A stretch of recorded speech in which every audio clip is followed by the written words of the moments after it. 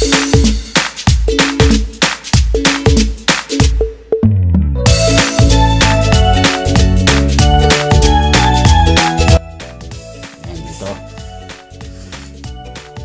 siya.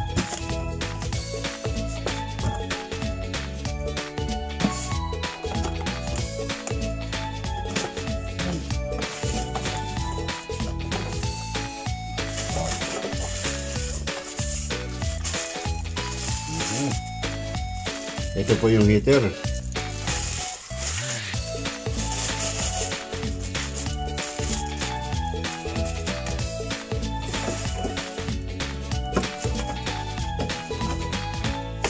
Ito po yung grill. Wow, dito siya.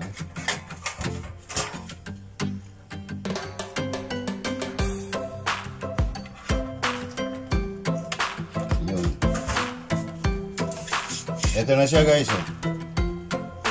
Lalagay natin ganun. Tapos yung pinakang switch niya nandito, yung lever. Yun. Tatama yun dito. Yun. Dito. So try natin. Tutusok natin doon yung sa butas. Pagbaba niya, kita niyo yung switch. Ayun o. Ito. Yung plug niya. Kasi natin yung cover.